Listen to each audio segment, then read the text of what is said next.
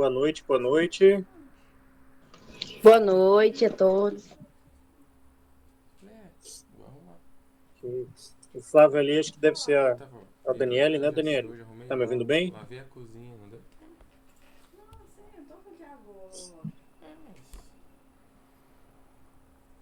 A Josi também. Bom, nós vamos... Tem alguns irmãos que estão falando lá no grupo que estão com dificuldade para entrar, mas depois a gente vê certinho como.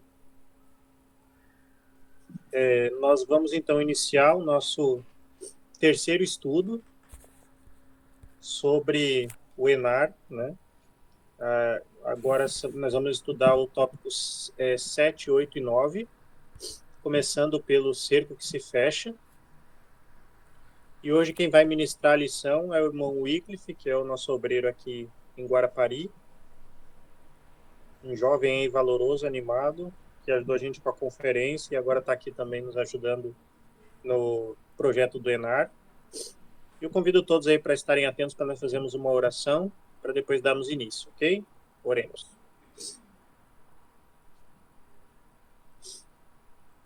Santo Deus, nosso Pai, obrigado pela oportunidade de estarmos em Tua presença, estudarmos a Tua palavra aqui mais uma vez, que a Tua graça repouse sobre todos que aqui estão e que o Teu Espírito nos ajude na compreensão dessa mensagem. Louvado seja o Teu nome por todas as coisas, em nome de Jesus te agradecemos. Amém. Muito bem. Então, o irmão Wycliffe vai dar início ao estudo. Só lembrando que esse estudo ele vai estar sendo gravado também, e aí posteriormente nós vamos colocar o link do estudo gravado no grupo, para quem não pôde assistir, poder rever também. O Wycliffe vai estar ministrando aí o estudo, e conforme alguém tem alguma dúvida ou queira participar, fazer algum comentário, pode levantar a mão ou desativar o microfone, e aí pode participar, que todos são livres para perguntar a qualquer momento que quiser, tá bom? Meu Marli está entrando aí também, boa noite, meu Marli, Deus abençoe. E está com você a palavra aí, Wycliffe. Sucesso e tamo junto. Maravilhas, obrigado, Jonas. Todos me ouvem? Sim, ouvindo bem. Maravilhas. Então, boa noite a todos, irmãos, boa noite, sejam bem-vindos. E vamos continuar, então, na sequência, o nosso estudo para o ENAR. Vai ser realizado logo mais. E eu espero e eu acredito também que os irmãos estão se empenhando no estudo dessa apostila, desse material que foi feito. É um material muito bom e é um material que nós estudamos, inclusive, claramente, obviamente, mais aprofundado na escola missionária. Então, foi um material, de fato, como é mencionado ali na introdução, feito ali pelo Alexandre de Araújo, e agora foi compartilhado, né? Foi divulgado para a igreja, e é um material muito importante para nós entendermos a nossa história, o surgimento do movimento de reforma. Então, vamos para o nosso estudo de hoje, meus queridos. E como o Jonas falou, por favor, se vocês tiverem alguma dúvida, algum questionamento, alguma colocação que queiram compartilhar que vocês tiveram no estudo de vocês, por favor, podem se manifestar, falar e compartilhar, que eu vou estar aqui para dar voz a vocês, para nós aprendermos juntos hoje e assim tirarmos o melhor, extrairmos o melhor do nosso estudo dessa apostila. Todos estão vendo a tela que está sendo compartilhada na chamada? Está escrito aí: o cerco se fecha, capítulo 7, a setinha se movendo. Sim. Maravilhas, muito bem. Então, só para recapitular um pouco, no último capítulo, no capítulo 6, nós vimos alguns pontos importantes sobre a crise que se deu início na igreja. Então, que crise foi essa que atingiu a igreja? Foi justamente ali no estopim da guerra, na Primeira Guerra Mundial. A igreja teve ali alguns momentos complicados diante do governo e adotou alguns pontos. E os pontos estão aí na tela, foram 4 especificamente. A questão da carta, dando o apoio oficial da liderança da igreja e também a participação dos membros, o apoio ao conflito armado que se estava iniciando, inclusive no sábado. O segundo ponto foi a posição comunicada aos membros, né, por meio de uma circular, nós vamos falar ainda sobre isso. E também ainda a atitude, né? Se alguém mostrasse uma atitude contrária à posição oficial que a igreja tomou, estaria agindo por conta própria, sem apoio da igreja. Nós vamos abordar um pouco disso também. E ainda a questão da liderança, que a questão que a liderança expressava ali o apoio total aos interesses bélicos do governo, demonstrando uma postura ali, tendo uma postura claramente nacionalista e pró-guerra ali, juntamente com o governo alemão. Mas vamos então ao estudo de hoje, propriamente dito. E o capítulo 7, nós vamos abordar 3 capítulos, o capítulo 7, capítulo 8, capítulo 9, e o capítulo 7, o título é O Cerco se Fecha. Então, meus queridos, depois da crise que se deu ali Sim? Se ali na barrinha você conseguir aumentar um pouquinho o zoom, eu acho que fica melhor. Ah, sim, maravilhas. Deixa eu aumentar aqui.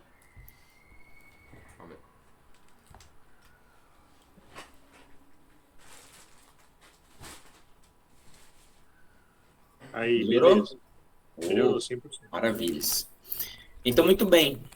Depois, como mencionei, depois da crise que a igreja enfrentou, com o cerco se fechando para ela, né, para assumir uma posição de fato frente ao início da Primeira Guerra Mundial, a igreja adotou uma postura junto ali do governo alemão para que essa pudesse liberar os seus membros para a guerra, inclusive no sábado. E agora, mesmo com essa posição, mesmo que a igreja tivesse tomado uma posição junto ao governo alemão, liberando os seus membros para a guerra, inclusive para portar armas, para lutar no sábado, mesmo com esse apoio ao governo alemão, ao governo da Alemanha, essa circular não foi bem aceita por algumas pessoas. Nós vamos ver um pouco disso. E o início aqui da apostila vem dizendo assim, ó: apesar da posição pró-governo assumida pela divisão europeia, no dia 22 de fevereiro de 1915, a igreja foi impedida de realizar reuniões em Dresden, no sudeste da Alemanha. O pastor Hulling, que estava presente ao encontro de Friedenthal em 1920, mais tarde, confirmou, dizendo assim, abre aspas, na Saxônia, nossas igrejas foram fechadas e fomos proibidos de realizar reuniões, fecha aspas. Então, mesmo, irmãos, a igreja adotando uma postura juntamente com o governo alemão para ir à guerra, para liberar os seus membros para irem à guerra, algumas igrejas tiveram ali, foram fechadas, foram impedidas de abrir as portas e de ter suas reuniões. Por quê? Mesmo demonstrando o apoio ao governo. E agora nós sabemos que o motivo disso foi que uma minoria não reagiu muito bem à posição que a igreja adotou. E daí começa o conflito, de fato. Por quê? Essa minoria, nós sabemos por alto, né, mas está aqui nos registros, foram cerca de 2% dos membros adventistas na Alemanha. Esses 2%, essa minoria protestou contra a igreja e dizendo que eles estavam indo contra os princípios bíblicos, contra os princípios da lei de Deus. Então, eles se opuseram à violação do sábado, se opuseram à quebra do mandamento e se opuseram à posição da igreja que dizia, os membros precisam ir para a guerra, nós liberamos os nossos membros, melhor dizendo, e vocês terão o apoio, inclusive terão as orações da nossa igreja, da nossa instituição. Então, alguns poucos fiéis não demonstraram interesse nessa posição da igreja e eles se revoltaram, eles, em sua minoria, ali, se opuseram, foram contrários a essa decisão, a essa posição que a igreja teve. E agora, por não aceitarem se envolver nessas ações militares, o governo julgou que essas pessoas, então, são adventistas, não estão indo para a guerra, não estão liberando seus membros para a guerra, então nós vamos fechar as suas igrejas para fazer uma pressão, por assim dizer.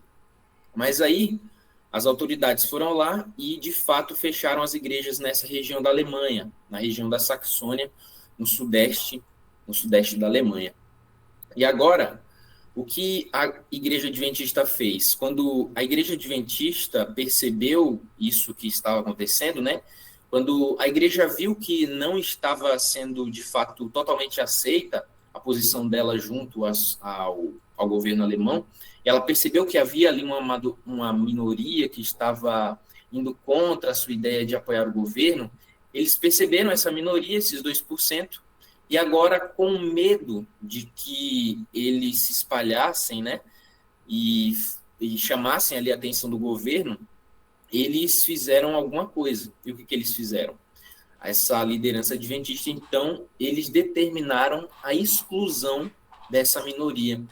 Ou seja, quando eles viram que havia uma minoria que estava indo contra a posição deles, a posição da igreja, estava indo contra o governo, eles falaram, não, nós precisamos tirar essas pessoas para que o governo não pense que a nossa posição é contra ele.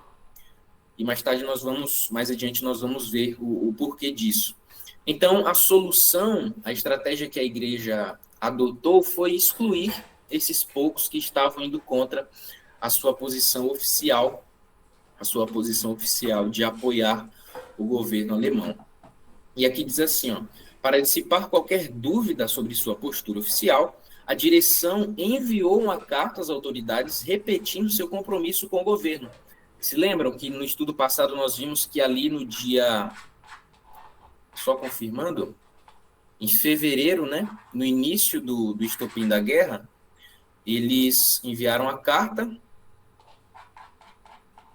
em 2 de agosto. Em 2 de agosto, eles enviaram a primeira carta ao governo alemão, mostrando ali a posição da igreja, mas agora eles, temendo, né, essa revolta dos poucos, né, da minoria, eles fizeram a outra carta agora e mandaram para o governo para quê? Para garantir a sua posição e afirmar a sua posição como apoiadores do governo, como apoiadores do conflito.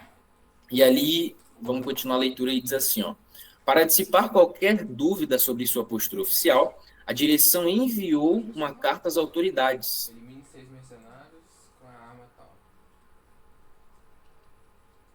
As autoridades repetindo seu compromisso com o governo. No documento, afirmou que os membros haviam recebido instruções para cumprirem os deveres militares.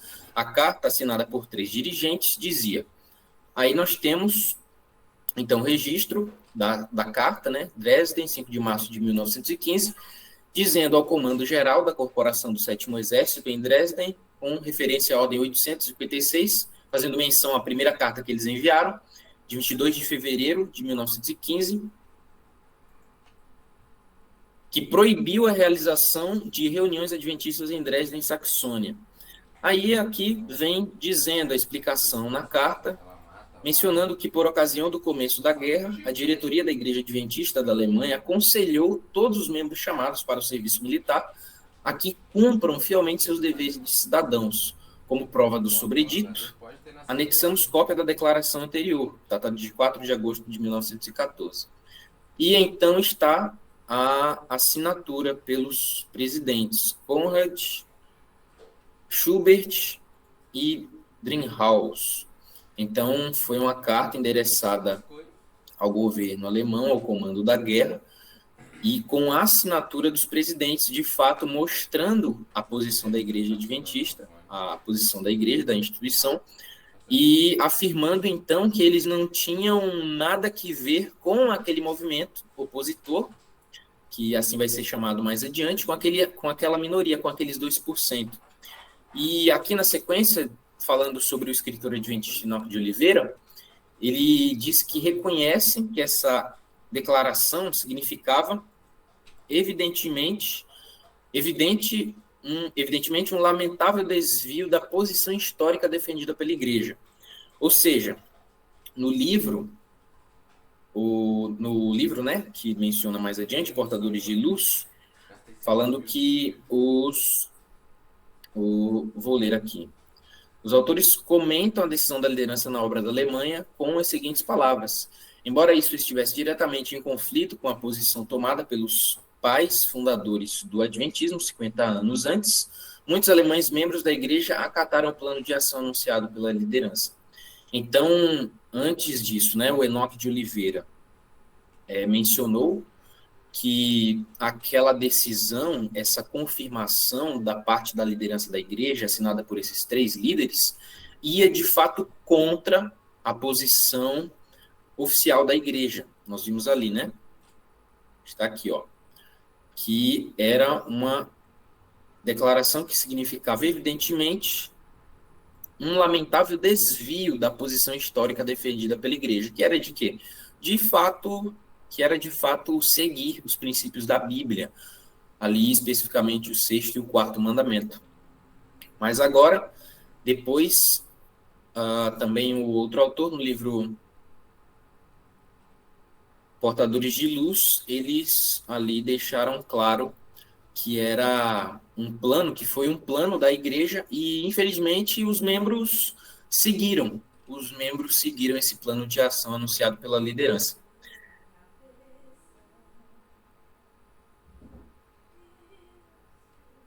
Mas vamos adiante.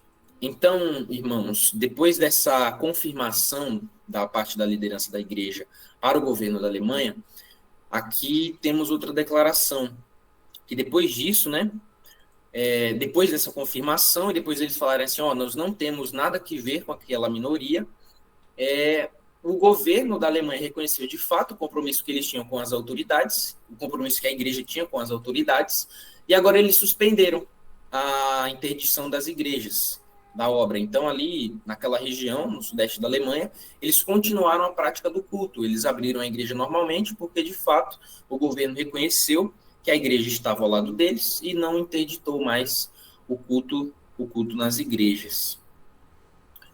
Mas seguimos com aquela minoria que não gostou da posição da igreja e, de fato, não seguiu a posição oficial da igreja. E aqui continua dizendo assim, outros assumiram a posição mais extrema, negando-se absolutamente a apoiar o esforço bélico. As declarações de alguns pertencentes a esse último grupo levaram ao fechamento de todas as igrejas adventistas do 7º dia em uma região da Alemanha, que foi a Saxônia. Somente quando os líderes da igreja reafirmaram sua recomendação quanto ao porte de armas é que se permitiu a reabertura dessas igrejas.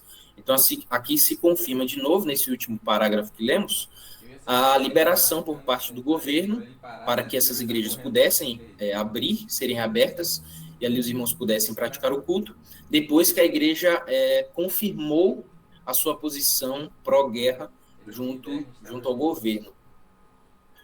Mas continuou, então, a oposição.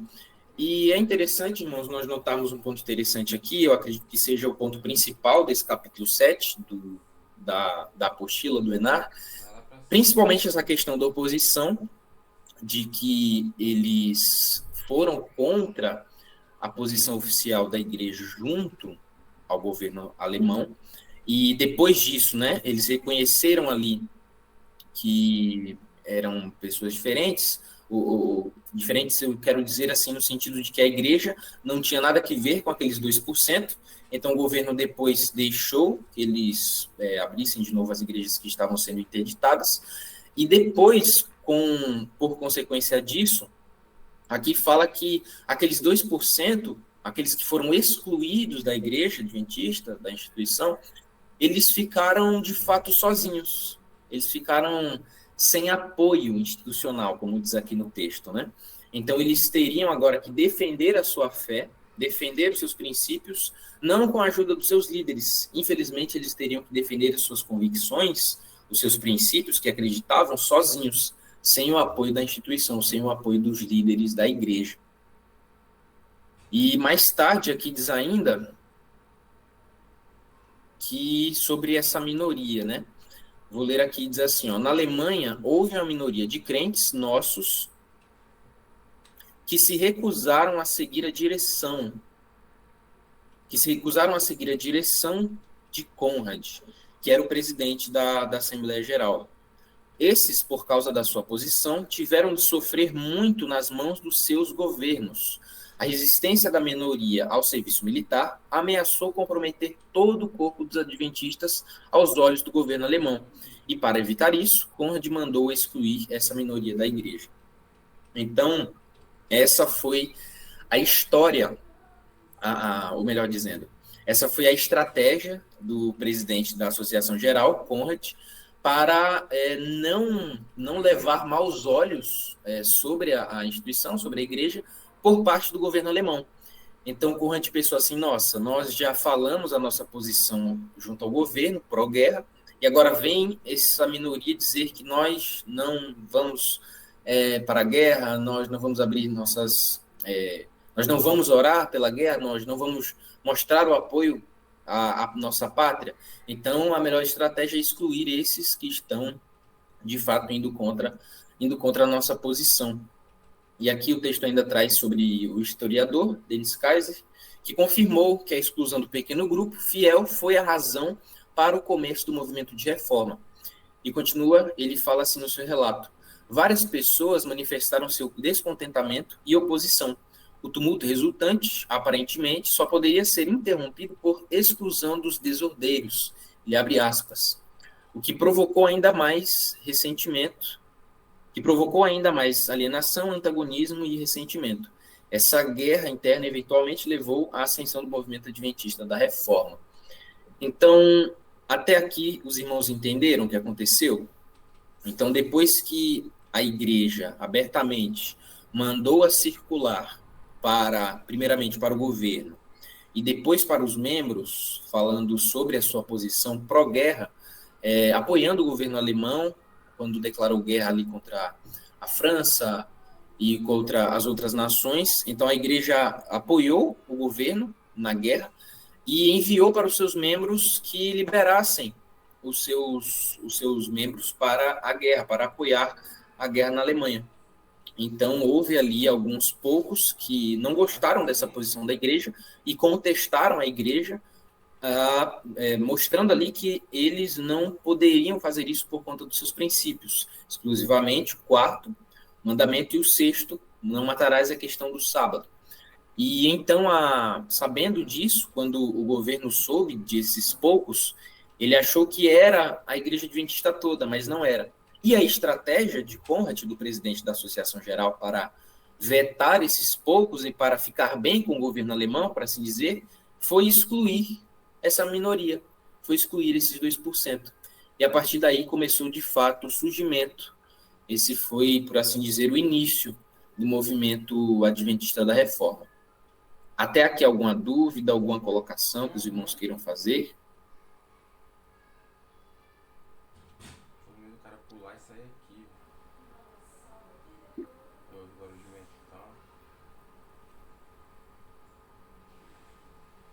Eu acredito que todos estão me ouvindo e acredito que o Jonas mencionou isso em outro encontro. Se não perguntaram é porque ou entenderam ou não entenderam nada. Mas vamos adiante. Qualquer coisa... Eu estou me entendendo. Maravilhas. Obrigado. Você tá tranquilo, tá sendo bem narrado e tá dando para entender tranquilo. Tá muito bom. Parabéns pela aula, Wicas. Maravilhas. Até eu estou entendendo tudo, hein? Maravilhas. Vamos continuar, então, nosso estudo.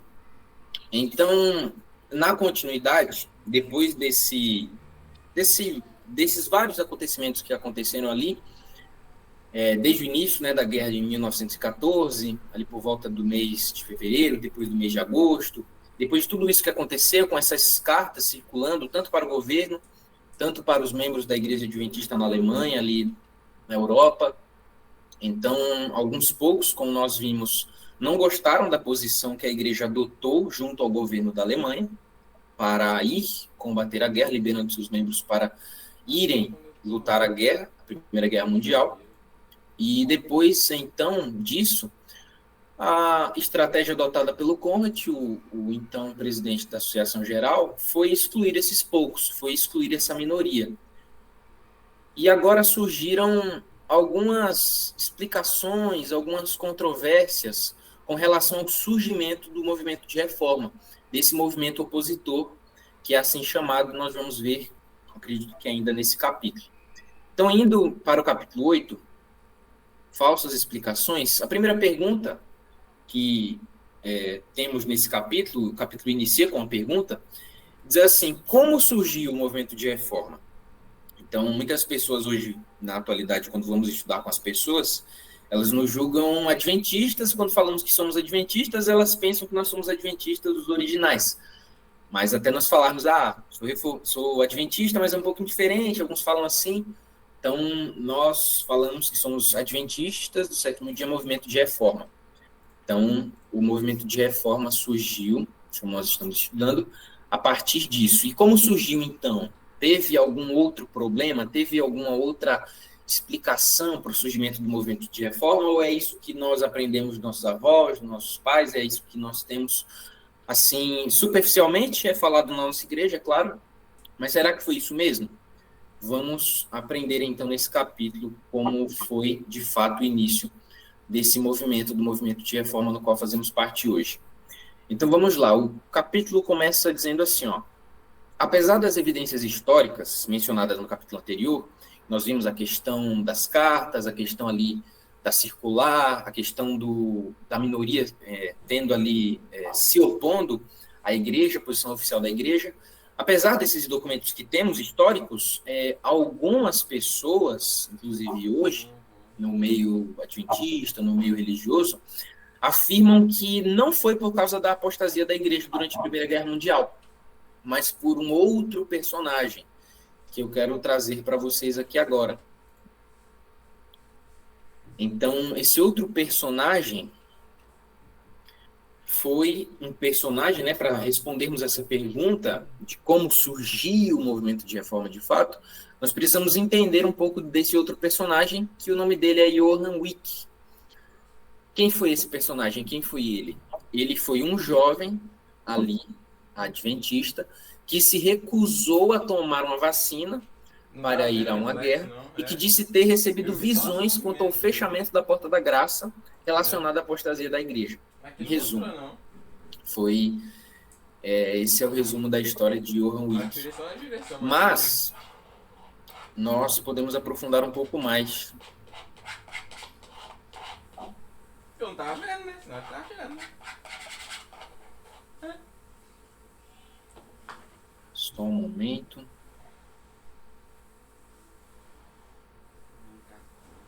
Para entendermos de fato quem foi esse personagem e por que ele é importante para nós tirarmos as nossas dúvidas com relação ao surgimento do movimento.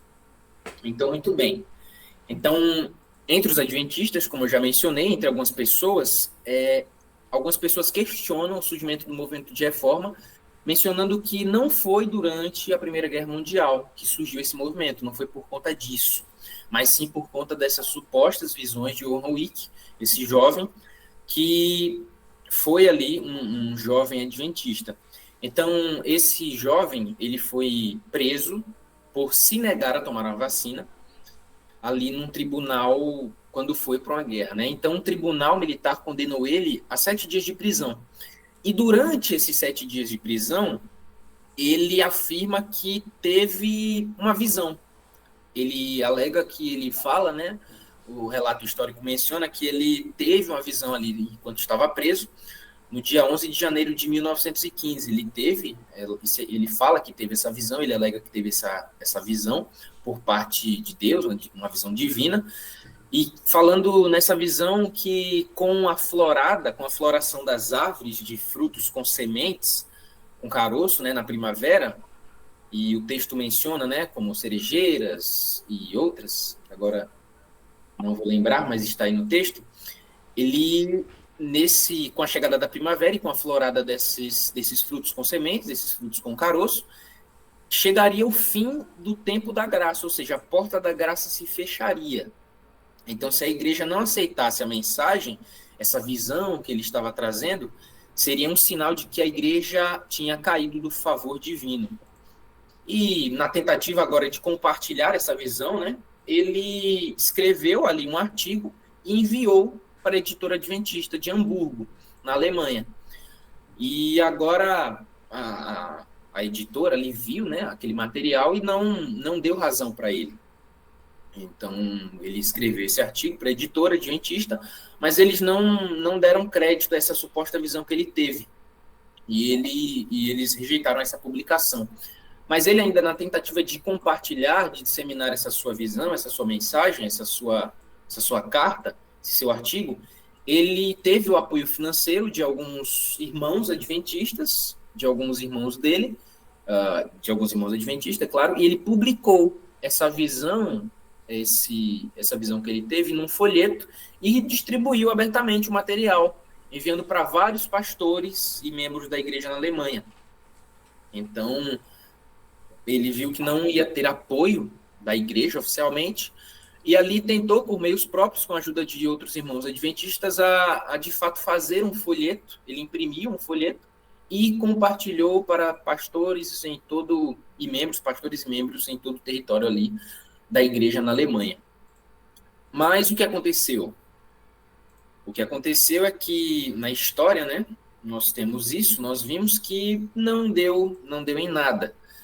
E aqui diz assim, ó, que o editor não deu a atenção àquele material, mas ele não desistiu, né? Com apoio financeiro, aqui o texto diz, de alguns amigos adventistas, ele imprimiu a visão em forma de folheto e enviou para vários pastores e membros da igreja na Alemanha. Mas o que aconteceu então? Com a chegada da floração, né, dos pomares, não marcou o fim do tempo da graça. A visão dele não se cumpriu. E o que aconteceu com alguém, né, nós temos essa história, nós já vimos essa história, por assim dizer, como alguém que marca uma data e não acontece, naturalmente o pessoal faz o quê? Ela marca outra data, e foi o que ele fez. Ele marcou uma nova data. Ele marcou agora a data para o dia 10 de maio. A primeira tentativa, né, foi para um pouco antes, o início, né, da florada, mas a segunda data que ele marcou, então, foi para o dia 10 de maio de 1915. Mas, de novo, nada aconteceu. E, assim, outras datas, o texto menciona que outras datas foram mencionadas, outras datas foram estabelecidas, mas nada aconteceu. Essa visão que ele teve não se concretizou, não aconteceu de fato. E agora, ele, com medo desse movimento dele se colapsar, como diz, né, os seguidores de Johann Wycliffe passaram a apontar a guerra que assolava a Europa como mais um sinal da suposta apostasia da igreja. Então, o que aconteceu? Johann Wycliffe, um jovem adventista, foi preso porque se recusou a tomar uma vacina, e foi preso durante 7 dias. E na prisão, ele diz que recebeu uma visão da parte de Deus, mencionando que com o início da florada das árvores frutíferas, né, das árvores que dão sementes, a porta da graça se fecharia, mostrando ali um sinal da apostasia da igreja. Então ele marcou a primeira data, não aconteceu. Remarcou a data para o dia 10 de maio de 1915, nada aconteceu. E assim os seus seguidores desse movimento marcaram e remarcaram datas, mas nada aconteceu. E daí, quando viram a guerra, quando viram a divisão que estava acontecendo na igreja por conta da guerra, eles falaram assim, nós vamos aproveitar esse momento para dizer que essa é a apostasia que a igreja está tendo e esse é o sinal que nós precisamos para confirmar, então, a nossa teoria, a nossa mensagem, a nossa visão. Mas, na continuação, nós vemos que essa é a versão oficial que a igreja adventista dá para o movimento da reforma. Essa é a posição que a igreja adventista diz que foi o início do surgimento do movimento de reforma. Mas será que foi assim mesmo?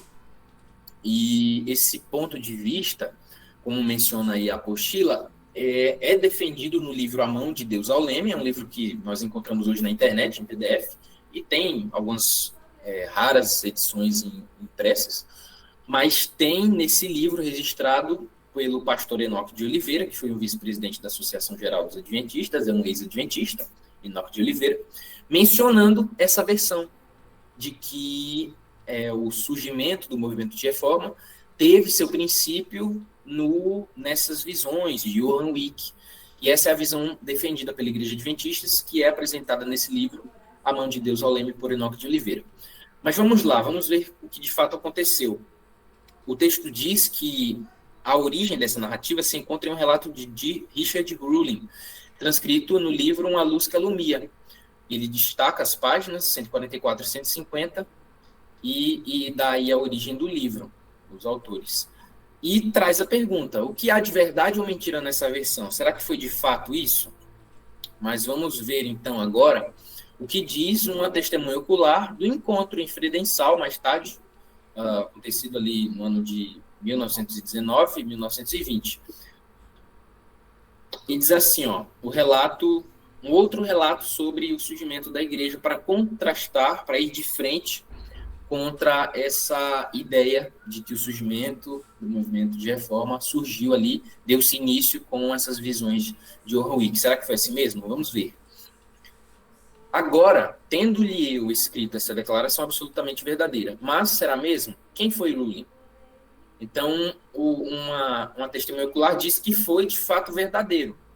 Essa declaração pelo Enoque de Oliveira, ali no livro, que é a versão que os adventistas, que a igreja adventista adota por oficial. Mas, vamos ver o que diz. Aqui, suas anotações foram posteriormente publicadas sob o título Protocolo da Discussão com o Movimento Opositor. É um livrinho que hoje nós temos amplamente distribuído na nossa igreja, inclusive, que é conhecido normalmente como protocolo, simplesmente como protocolo. Esse documento registra tudo o que foi debatido entre as partes envolvidas na controvérsia. E o que o texto diz sobre Johann Wick? Vamos ver o que o texto diz? O que outro registro histórico diz sobre isso? Vamos ver aqui, Durante as sessões de esclarecimento, Arthur Daniels, que era o presidente da Associação Geral, buscou separar os documentos que expressavam a posição do movimento de reforma daqueles que não tinham relação alguma com o grupo. O diálogo transcorreu na seguinte forma. Estes aqui são os documentos que nos foram entregues pelo irmão Conrad. Eles devem demonstrar em que consiste este movimento, que era o movimento de reforma. Podemos deixar de fora os documentos que vocês consideram alheios ao seu movimento. O primeiro documento da lista é de Wick. E Doschler, que era agora um dos representantes do movimento de reforma, do movimento opositor, esclareceu dizendo o seguinte: ele, fazendo menção a Johann Wick, não pertence a este movimento, tem o privilégio de pertencer a este movimento desde o início. E aí, na continuação, diz assim: caso alguém alegue que se trata de outro Wick, é importante lembrar que Conrad sabia muito bem quem era o autor e o conteúdo de suas publicações. No protocolo, página 25, ele comenta: ainda tem uma quantidade de documentos que também contribuíram para aumentar nossas dificuldades. Um homem em Berlim foi preso porque se negou a vacinar-se. Ele apresentava ter certas visões e enviou a Hamburgo o manuscrito para publicação, no qual assegurava que esta era a última guerra e que o Senhor viria antes de terminar o ano de 1915. Não publicamos isso ele chama, no Atalé de Sião, que é o periódico, e por isso ele mesmo o mandou imprimir em Bremen. Então, o que aconteceu? Vamos entender o que aconteceu. Quando eles foram, mais tarde, em outra reunião, eles falaram assim, a Igreja Adventista falou assim, nós temos aqui o registro de que esse movimento que vocês iniciaram...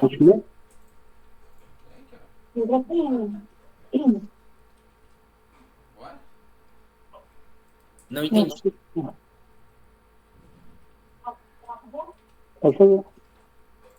Posso continuar?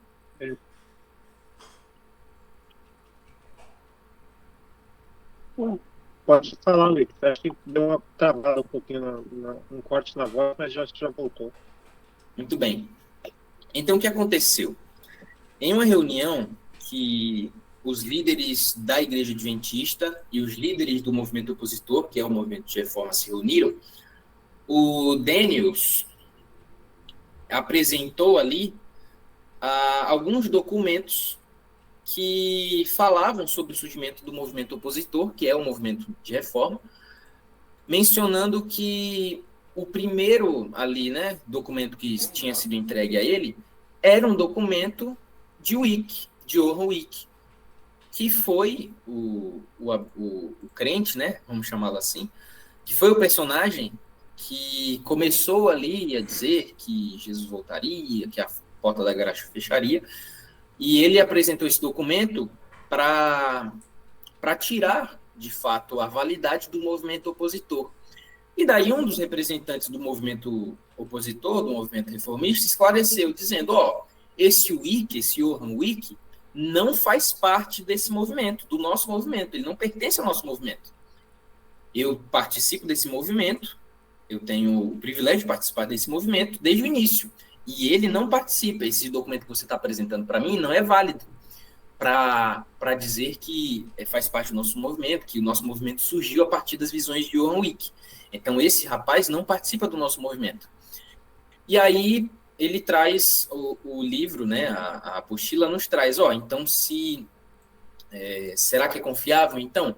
Então, vamos ver se é confiável, porque quem relatou, de fato, isso foi o Conrad. Então, de fato, era confiável todos esses documentos que estavam sendo apresentados.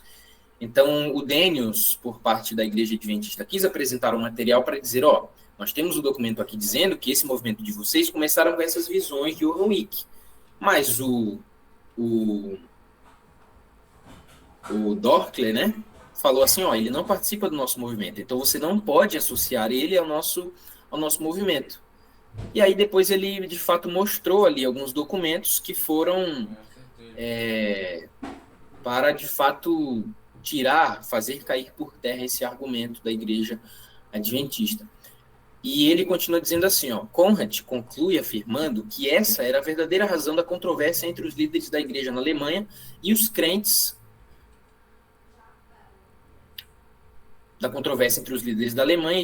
inconformados. No entanto, como vimos, a obra de Wicke não tinha ligação alguma com a fundação do movimento de reforma. Portanto, não é correto atribuir sua origem às falsas visões de Johann Wicke. Então, o que aconteceu? Nessa época, e mesmo hoje, alguns adventistas e outros do meio religioso falam assim, esse movimento de vocês surgiram com a visão de um homem que são completamente malucas, por assim dizer. E não tem base nenhuma, são sem fundamento. Mas o surgimento do movimento de reforma não pode ser atribuído a esse homem, a Johann Wicke. Por quê? Porque foi depois, foi em 1915. O início do movimento de reforma, nós vamos ver pontualmente, foi em 1914. Nós vamos ver isso cronologicamente pelas datas. Então, atribuir o surgimento do movimento de reforma com as visões, com as falsas visões de Johann Wicke é errado. Não tem base, não tem fundamento. Então, se cair na prova, obviamente, eu acredito que vai cair esse ponto. E é claro, é um aprendizado que nós vamos levar para a vida, para entender melhor a nossa história e para defender melhor a nossa instituição, a nossa fé. Nós vamos ter o que falar para essas pessoas que vierem apresentar esse argumento para nós. De que, quando falarem assim, essa igreja, o movimento de reforma, surgiu lá com um tal de Johann Wicke, um cara que foi preso, que tem umas visões meio malucas, não tem nada disso, não tem nada a ver. Não pode ser associado o surgimento de reforma a esse homem. E agora termino de novo com a pergunta. Se essa não é a verdadeira causa do início do movimento de reforma, qual é então? Qual é, de fato, a principal causa, né, o principal motivo do surgimento do movimento de reforma? Aqui, na continuação do texto, ele traz o fato da exclusão dos membros que não apoiaram a postura pró-governo da igreja. Então, aqui diz, né, que o apoio da liderança ao governo alemão, a exclusão dos que se opunham, a proibição da obra na Saxônia e a posterior suspensão dessa interdição, todos esses eventos ocorreram antes do suposto cumprimento da alegada visão de Wicke. Então, tudo isso, o início ali da guerra, o início da oposição da minoria contra a posição oficial da Igreja Adventista juntamente com o governo, apoiando o governo, foi antes dessas visões de Johann Wicke. Então, fica aqui evidente, o texto fala, que antes mesmo do dia 10 de maio de 1915, o grupo que viria a formar o movimento adventista, o movimento de reforma, a minoria, já estava excluído da igreja. Então, isso demonstra que, de fato, a verdadeira origem do movimento de reforma está diretamente relacionada com a questão da guerra, não com falsas visões, não com falsas profecias sobre o fechamento da porta da graça. E aqui diz que o grupo, né, de fato, nós sabemos, e aqui nós estamos estudando, que o grupo foi de fato excluído, não foi por vontade própria que eles se retiraram, foi por exclusão mesmo, eles foram desligados da igreja. Eles foram desligados da igreja, da comunhão da igreja, por quê? Porque falaram, não, nós vamos ser fiéis aos princípios, diferente da posição oficial que a igreja está adotando frente à guerra, apoiando o governo da Alemanha. Então, na carta, né, aqui diz que o próprio ruling se refere a eles como excluídos. Então, eles ali, esse pequeno grupo que menciona no finalzinho, ficou à mercê, ficou ali nas mãos, de fato, do governo da Alemanha da época, né? E estavam só apegados à sua consciência, o que de fato a sua consciência afirmava, que era a sua crença aos princípios da palavra de Deus. E aqui é muito interessante e importante nós, estudantes da apostila do ENAR, né, que vão fazer a prova, se atentarem a esse quadro aqui, que eu achei bem interessante, que mostra, de fato, as datas dos anos e as datas dos dias nos meses, cronologicamente, por assim dizer, né, do início ali da Primeira Guerra Mundial, no dia 28 de julho, primeiro dia de agosto, a Alemanha declarou guerra à Rússia, e depois o Guideo, secretário da divisão europeia, né, enviou a carta circular, incentivando os membros a participarem da guerra, né, e também ali enviou a carta apoiando, enviou a carta do apoio da igreja para o governo alemão, apoiando a guerra. Aí depois, mais adiante, no dia 3 de agosto, a Alemanha declarou guerra também contra a França, dia 4 de agosto, né? A liderança adventista na Alemanha enviou ao governo a declaração apoiando a participação da guerra, aqui está, e aqui está a carta, né? Falando no final que com o desejo de que Deus faça vitoriosa a causa justa, mencionando inclusive que ali seriam, de fato, transmitiria, né, de fato, essa posição deles para os membros. Ali em agosto de 1914 a fevereiro de 1915, né, foi no decorrer desse período que cerca de 87 membros da igreja de Dresden protestaram contra a apostasia e foram excluídos da igreja, de fato, como nós vimos. E ali, em outra carta, reconheceu-se, ali o secretário, né, reconheceu que a circular de 2 de agosto foi mal recebida, e ele fez o quê? Fez outra, ele viu, né, que estava recebendo oposição, que o pessoal, os membros da igreja não estavam gostando tanto, e ele viu essa situação e fez o quê? Ele, mais tarde, fez outra, né? Aí aqui diz, né, o Johann Wick foi preso por se recusar a vacina, isso já em 1915. Então, os irmãos entendem e percebem que aqui há uma diferença, uma discordância entre o que alegam os adventistas com relação ao surgimento do movimento de reforma, dizendo que foi em 1915, com Johann Wick, só que não tudo o que aconteceu de fato para que o movimento de reforma pudesse surgir foi antes de 1915, em 1914, aí estão as datas. E aí sim, né, a partir de 1915, dia 11 de janeiro, surgiu ali o nosso personagem, Johann Wick, com suas alegações de ter recebido uma visão e tudo mais. Aí depois, dia 22 de fevereiro, a igreja ali, a partir disso, foi impedida de ter seus cultos, de realizar seus cultos na região da Saxônia. 5 de março, a liderança de novo, né, enviou ali a carta assinada com os 3 presidentes que estão ali, assinaram a carta e enviaram de novo a declaração ao comando da guerra, comando do exército, e aqui tem a carta dizendo que no começo da guerra, a diretoria da Igreja Adventista da Alemanha aconselhou todos os membros chamados para o serviço militar a que cumpram fielmente seus deveres de cidadãos. E ali eles assinaram, né, o Conrad, o Ruling e também o outro presidente, foram 3, e o Schubert, que assinaram ali a carta de novo, afirmando, apoiando, de novo ali, fortalecendo, né, o seu apoio de fato ao governo alemão sobre a sua posição, sobre a posição da igreja. Aí, de novo, Johann Wick marcou uma segunda data, no dia 10 de maio de 1915, e não teve sucesso, né? Nada aconteceu, e o movimento ali se encerrou sem cumprimento, né? Sem acontecer nada, e ali acabou-se com a sua relação com o grupo em Bremen, né? Outra cidade ali da Alemanha. Ficou entendido esse capítulo 8? Alguma dúvida? Alguma colocação? Algum acréscimo?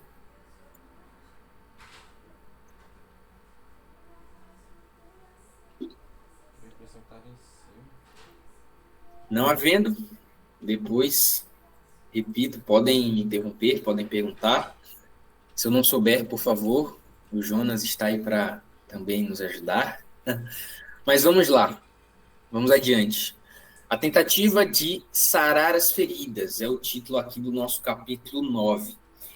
Então, diante disso, diante de todos esses acontecimentos que estavam acontecendo ali na igreja, com o estopim da Primeira Guerra Mundial, a declaração, o apoio, né, ali dos países junto à Alemanha, contrários a ele, a Rússia, a França, e de toda essa Primeira Guerra Mundial que de fato marcou tragicamente a história do nosso planeta, ali a igreja se viu numa situação complicada de ou seguir os princípios humanos, ou de seguir de fato o que diz a palavra de Deus, e houve ali na igreja adventista na Alemanha, né?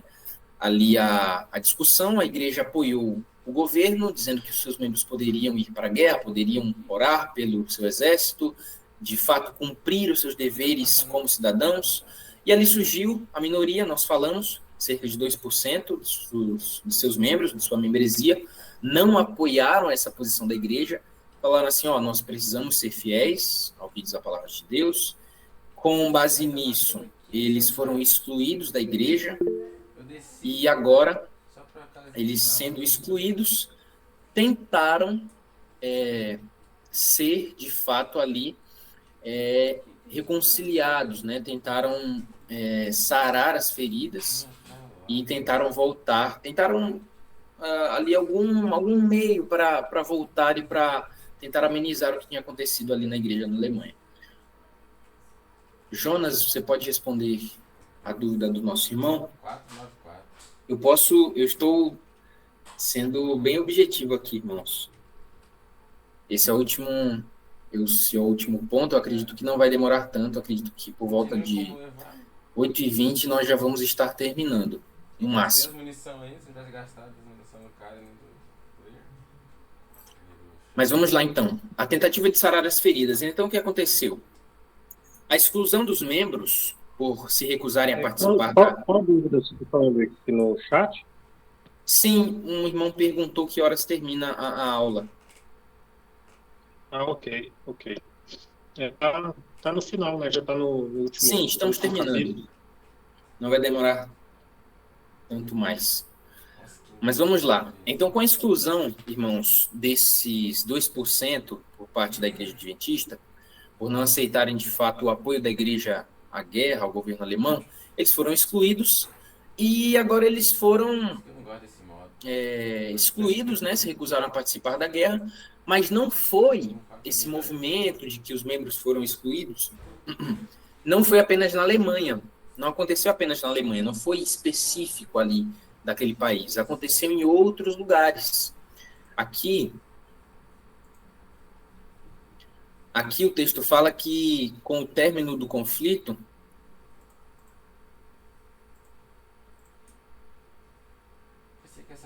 então, irmãos, continuando. Com o término do conflito, ali em 1918, descobriu-se, aqui o texto fala, que o mesmo problema aconteceu em outros países. E aqui menciona cerca de 15 outros países que aconteceu também esse mesmo problema.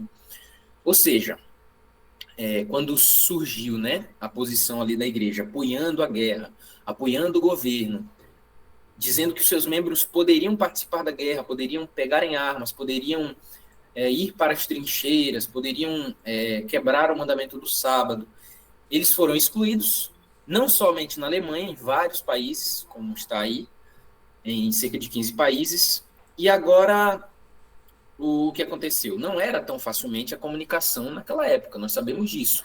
Nós não poderíamos abrir uma chamada, como nós estamos fazendo aqui hoje, e ligar para o nosso irmão lá dos Estados Unidos, lá da Alemanha, do outro lado do mundo, para saber o que estava acontecendo lá. Não era assim que acontecia naquela época. Então, esses fiéis queriam apenas que, o quê? Que a liderança da igreja reconsiderasse o que tinha feito, reconsiderasse a posição que tinha tomado, né, juntamente com o governo, apoiando a guerra, e que, ali num ato de reconciliação, não separasse essas pessoas que foram excluídas, esses membros excluídos. Por quê? Porque eles amavam a igreja. Eles, de fato, não queriam ser excluídos, como foram. Mas, infelizmente, foram por não apoiarem ali a igreja e foram fiéis à sua consciência, foram fiéis ao que diz a palavra de Deus. Mas não aconteceu apenas na Alemanha. Guardem isso. Esse movimento de exclusão que houve na igreja adventista não aconteceu apenas na Alemanha. Aconteceu ali em outros 15 países. E agora houve, por parte desses excluídos, uma tentativa de reconciliação. E depois que a guerra terminou, esse grupo de crentes decidiu se reunir para buscar uma solução comum para a crise que tinha acontecido, para esses tantos fiéis que foram excluídos da igreja.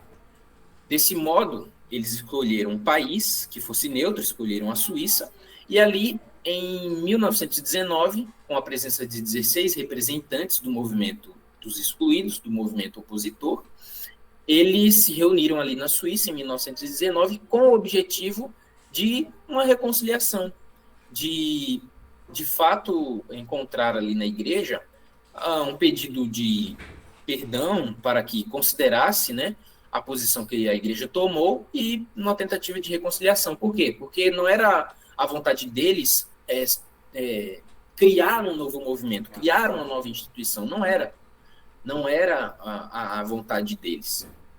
Mas eles dizem aqui que era apresentar formalmente à liderança mundial da Igreja Adventista um apelo pela reconciliação e pela restauração da comunhão desses que foram excluídos. Então vamos lá, vamos ver o que aconteceu nessa tentativa de reconciliação, de sarar as feridas.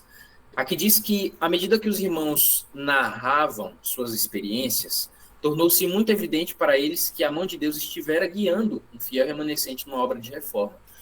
Então, irmãos, à medida que aquele encontro foi se desenrolando, eles viram que, de fato, Deus estava guiando eles para que surgisse um outro movimento.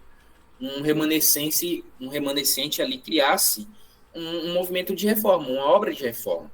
Continua dizendo aqui, ó, não havia dúvida na mente daqueles irmãos de que aquilo que haviam sofrido era resultado de sua inflexível decisão de permanecerem fiéis às verdades fundamentais do movimento adventista, de seguir a lei de Deus, de cumprir o que manda a Bíblia. No ano seguinte, 1920, foi realizado o tão aguardado encontro entre os representantes dos crentes excluídos e a liderança da obra nos Estados Unidos e a Europa. A reunião aconteceu no Colégio Adventista de Friedenthal, na Alemanha. Então, o que aconteceu? Em 1919, eles ali criaram, né, o movimento opositor, o movimento reformista com os 16 representantes. Em 1920, de fato, aconteceu essa reunião em Friedenthal. E é uma palavra, é um lugar que vocês precisam entender, é claro, o princípio, mas gravar, memorizar. Friedenthal, no Colégio Adventista de Friedenthal, ali na Alemanha, que aconteceu em 1920 essa tentativa de reconciliação por parte do movimento opositor e a direção da obra da Igreja Adventista na Alemanha, ali na Europa e dos Estados Unidos. Continua dizendo assim, ó, estavam presentes 16 representantes do chamado movimento opositor, grupo que se opôs à participação da guerra, tendo como porta-vozes Edmund Doschler e Spanknobel.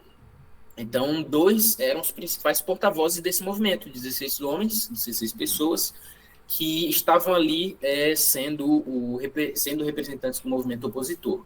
Doschler e Spanknobel são dois nomes também importantes de nós lembrarmos na hora da prova. Mas, enfim, foram nomes importantes ali no movimento opositor. Doschler e Spanknobel representando ali o movimento. Do lado da Igreja Adventista estavam 51 representantes de diversos campos europeus, além de membros da Comissão Executiva da Assembleia Geral, o Arthur Daniels, Christian, Wilcox e Kearney. Então, ali estavam 51 representantes também entre a Comissão Executiva da Assembleia Geral, da Associação Geral. E aqui diz que as reuniões começaram na noite de quarta-feira, dia 21 de julho, e se encerraram na sexta-feira, 23 de julho. E aqui menciona que todos os acontecimentos foram gravados, né? Quer dizer, estenografado pelo Ruling, e que era um funcionário ali da divisão europeia na época. E depois eles foram publicados, né, no livrinho O Protocolo da Discussão, como nós já falamos, conhecido como protocolo. Nós temos esse livrinho divulgado na nossa igreja e de fácil acesso. Mas vamos lá. Segundo o pastor Enoque de Oliveira, que é um ex-presidente adventista da Associação Geral, a liderança da igreja demonstrou desejo de reconciliação desde o início do encontro. Então aqui, irmãos, vocês vão notar que houve duas versões da história. Uma mencionada, que nós vamos entrar agora, pelo Enoque de Oliveira, e uma mencionada depois pelo Ruling. E a primeira dessas versões foi que a igreja adventista, né, a liderança da igreja, demonstrou desde o início o desejo de reconciliação. Mas vamos ver o que aconteceu. Ele menciona assim, ó: animado pelo desejo de sarar a ferida e consolidar a unidade da igreja, ou seja, trazer aqueles que foram excluídos, Daniels deplorou o erro cometido pelos dirigentes nacionais. Os dirigentes da igreja na Alemanha, exceto Conrad, valeram-se da ocasião para confessar seus erros e lamentar as consequências. E dirigiram-se, então, aos líderes do movimento de reforma, estendendo a mão da reconciliação. O pastor Daniels os convidou a abandonar o espírito beligerante e se unirem à família adventista. Os apelos do presidente, entretanto, não foram tomados em consideração. Disse-ia que os vocábulos pacificação, reconciliação e união haviam sido riscados do dicionário reformista. Então, o que nós temos aqui, irmãos, um registro de Enoque de Oliveira, que é ali o principal, né? Que é o que a igreja adventista toma por principal evidência, por documento oficial, dizendo que a igreja, né, a liderança da igreja adventista veio, de fato, desde o início com o desejo de reconciliação. Mas aqui ele menciona que o movimento opositor, o movimento reformista, que eles não consideraram, que eles não levaram em consideração, né, as palavras pacificação, reconciliação. Ele diz que foram riscados essas palavras do dicionário reformista. E, ele continua o texto dizendo assim, que essa narrativa transfere ao movimento de reforma a responsabilidade pelo fracasso da reconciliação. Então, quando nós lemos o relato de Enoque de Oliveira, nós somos levados a pensar que foi o movimento de reforma que barrou a reconciliação. Foi o movimento de reforma que negou, que fez assim, não, vocês precisam arrepender mais, e que negou, de fato, a paz, né, a reconciliação e a harmonia, né, para voltar à igreja adventista. E essa narrativa de Enoque de Oliveira nos leva a pensar isso. Coloca a responsabilidade do fracasso da reconciliação sobre o movimento de reforma. Mas será que foi assim mesmo? Será que a culpa da reconciliação, dessa separação, de fato, cai exclusivamente sobre o povo reformista, sobre o movimento opositor? Vamos ver um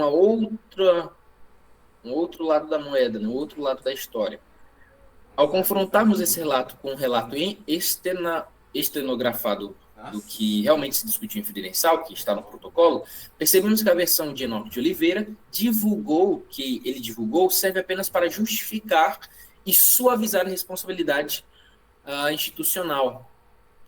Então, a mensagem implícita diz assim, fizemos todo o possível para evitar a separação, admitimos nossos erros e pedimos perdão. A intransigência foi deles, ou seja, eles colocaram a não reconciliação sobre o movimento opositor. Só que tem o outro lado da moeda. O protocolo, né, diz que não foi bem assim. Diz que na abertura do encontro, né, Arthur Daniels falou ali palavras de fato bem reconciliadoras. Só que houve ali algumas coisas que não foram muito do agrado daquela reconciliação. E aqui diz assim, ó: no entanto, à medida que o diálogo avançava, o próprio Denos mudou a atitude e o discurso em relação ao movimento de reforma. E ele vai dizer assim, ó, o texto: primeiro tentou amenizar a gravidade da participação adventista do conflito mundial.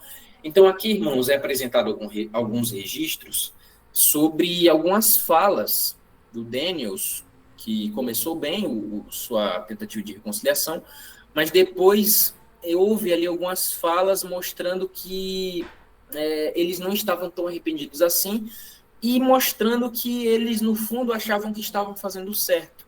Eles estavam amenizando o quão grave foi participar da guerra, enviar os seus membros para a guerra, liberar os seus membros para irem à guerra. Então, temos aqui o registro de algumas falas, né? Algumas colocações que foram feitas ali na reunião em Friedenthal. E aqui ele fala assim, ó: temos sentido que devíamos considerar como uma falta mais grave o fato de permitir que se produzisse uma separação entre nós por causa desses problemas tão insignificantes.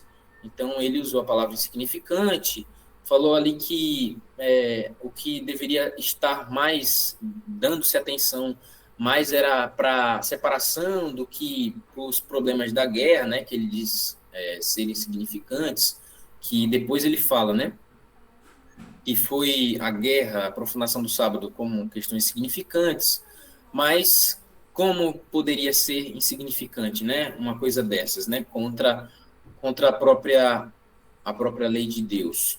E depois diz, né, o próprio Daniels segue aqui dizendo que enquanto está em vigor a lei marcial, existe ainda o grande perigo de que o governo nos entenda mal. Temos grandes instituições e interesses em bens. Então ele também tinha medo de que o governo, ao ver que a posição da igreja era contra a sua ideia de participar da guerra, que a igreja não ia liberar os seus membros para a guerra, ele tinha medo que o governo fizesse, então vocês não querem ir para a guerra? Não vão liberar os seus membros? Muito bem, vamos pegar então as suas instituições, vamos fechar as suas igrejas, vamos pegar tudo que vocês têm, todos os bens que vocês têm. Ele ficou com medo disso, e por isso ele apresentou essa fala, e ali também ele argumentou, né, depois que a questão da liderança ali na América não se posicionou com relação ao assunto e tudo mais, e que eles foram obrigados, né, a tomar decisões debaixo das pressões que estavam acontecendo ali no início da guerra. Então, por isso que ele tomou tais decisões, liberando os membros da igreja para irem à guerra.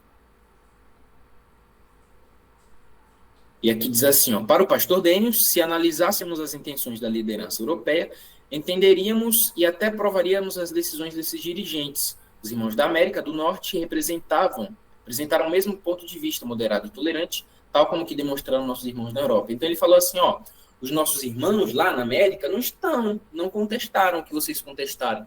Eles tiveram uma opinião moderada, tolerante e nos apoiaram, né, por assim dizer. Eles não foram como vocês, irmãos na Europa. E aqui ainda o texto traz a questão da comissão, né, que foi a liberdade de consciência individual, que a igreja falou assim, os membros têm a liberdade de consciência individual para participarem ou não da guerra, né?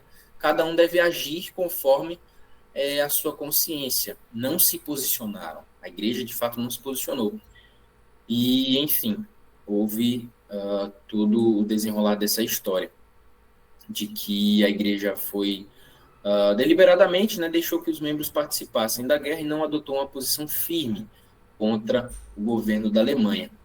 E aqui ele menciona ainda que devemos, no entanto, conceder a cada cidadão o privilégio de adotar uma atitude que esteja de acordo com a sua consciência em relação ao governo. Nenhuma dessas pessoas foi excluída de nossa igreja, nenhuma foi tratada como se não fosse cristã. E, enfim, ficou claro, então, para o movimento opositor daquelas 16 pessoas, Doschler e o outro agora, que esqueci o nome, mas que está ali registrado, eles viram ali, naquela tentativa, de que eles não estavam, de fato, arrependidos pelo que eles haviam feito. E eles viram ali que eles não se arrependeram, de fato, da sua posição e, infelizmente, não foi bem sucedido. E aqui termina dizendo: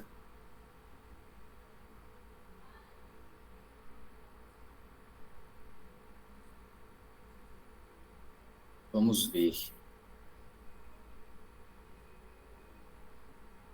Aqui, ó. Ele termina dizendo que há um modo de apresentar uma questão para ser ouvida perante os irmãos. Comecemos pela igreja local. Suponhamos que a igreja local se recuse a aceitar a decisão da Conferência Geral e ela tem o direito de assim proceder.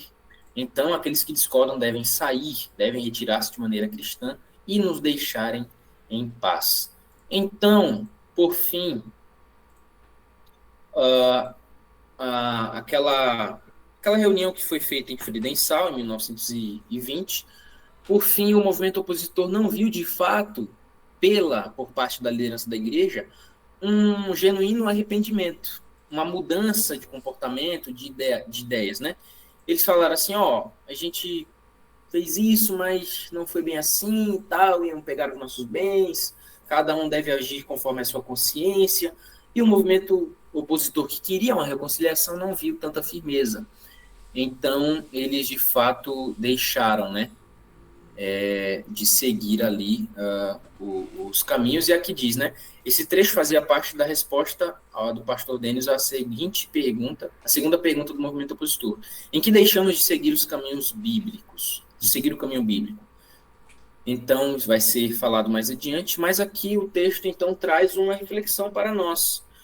E ele diz assim, a primeira pergunta, eu quero finalizar com ela: onde estava o espírito de reconciliação que, segundo Enoque de Oliveira, marcou o encontro de Fridenthal? Então, nós temos aqui dois lados dessa narrativa, dois lados dessa história. O do Enoque de Oliveira, que diz que eles colocaram, né, a liderança da Igreja Adventista colocou o fracasso de reconciliação sobre o movimento opositor, e ali os documentos do Daniels, a partir do ruling, falando que não foi bem assim, que eles tentaram amenizar o seu erro, não se arrependeram, e não foram firmes, não foram fiéis, de fato, na sua posição aos princípios. Então, há uma diferença entre as duas histórias. Nós vemos claramente que não foi porque o movimento opositor não quis. Ele quis, mas, de fato, ele reconheceu que a igreja, a liderança da Igreja Adventista, não estava querendo, de fato, se firmar contra o governo alemão, e que eles não se arrependeram de fato, então viram que não valia a pena voltar, porque não estavam ali arrependidos de fato. E eu gostaria, só para concluir, apresentar para vocês aqui uma imagem bem legal.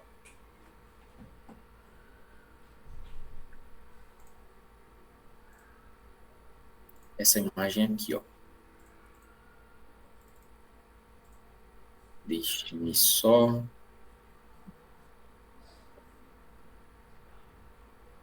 Muito bem. Muito bem, todos estão vendo?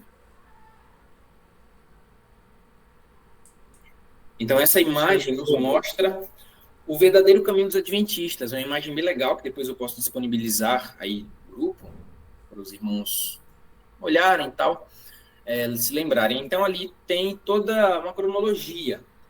Ali, o nascimento do movimento adventistas em 1844, aí depois a sua organização em 1863, a pregação da justificação pela fé em 1888, e, de fato, a questão, o início da separação, a Primeira Guerra Mundial, em 1914. E ali ele traz a questão, a posição oficial da Igreja Adventista, as decisões, as consequências, os 2%, os 98% que, de fato, ali foram pró-governo, pró-guerra, e ali traz alguns dados interessantes.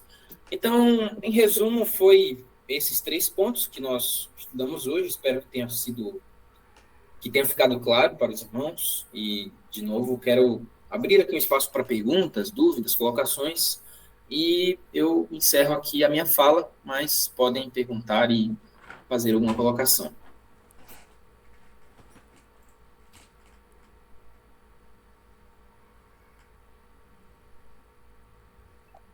Ô, Igor. Estou ouvindo.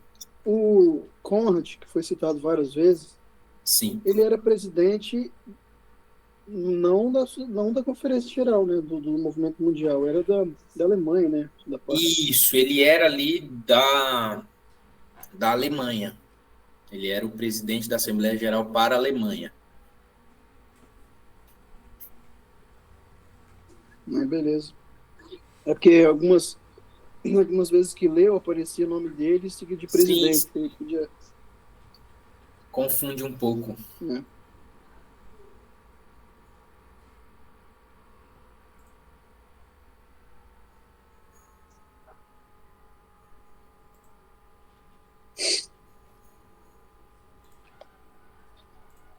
Então, a história da igreja, igual você está mencionando, ela é bem rica e tem muitos detalhes. E vale a pena esse estudo do Enar ele servir como um incentivo para os irmãos continuarem estudando e pesquisando e conhecendo mais sobre a história da igreja, né? Um detalhezinho que eu gostaria de pontuar, você usou várias vezes ali a expressão que está no livro e também é colocado em outras literaturas, o movimento opositor, né? Essa expressão é importante a gente lembrar que é uma expressão para se referir ao movimento, aos 2% que se separou da igreja entre 14 e 25, que depois formou o movimento de reforma, mas essa expressão movimento opositor, ela é uma expressão cunhada pela liderança adventista na época, né? Pela liderança adventista na época, que via os reformadores como opositores, como pessoas que estavam querendo criar dificuldades para eles, né? Isso Então, mesmo.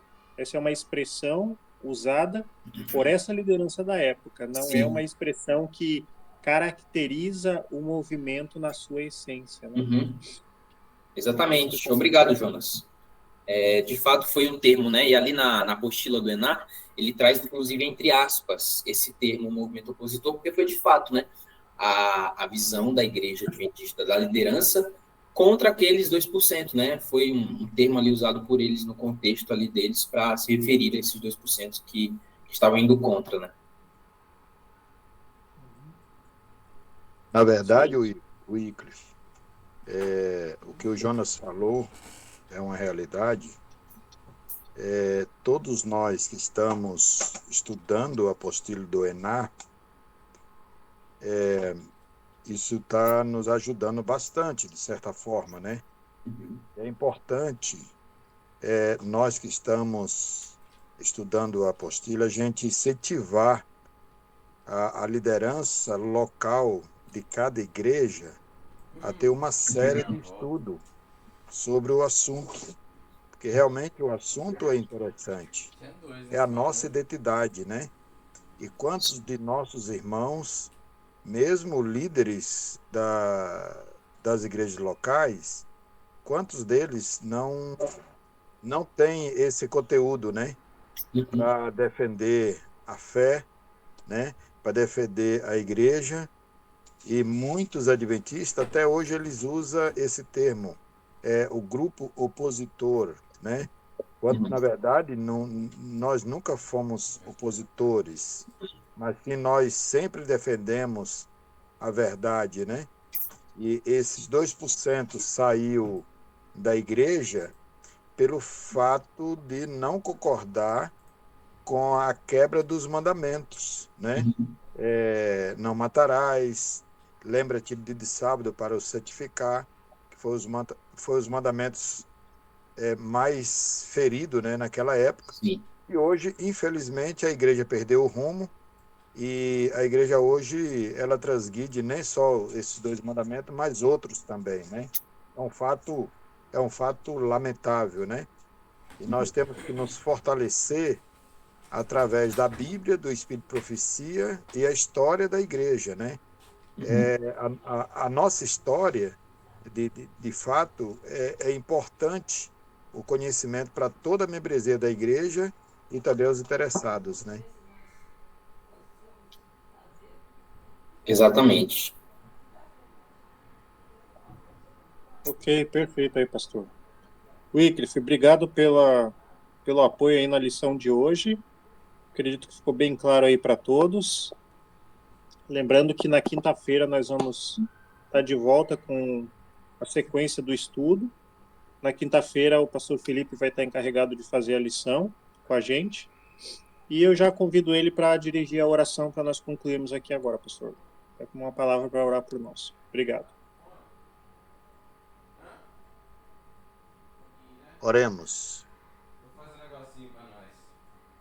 Santíssimo e eterno Deus, obrigado, Senhor, pela oportunidade que tivemos de estudar a história da Tua Igreja aqui na Terra.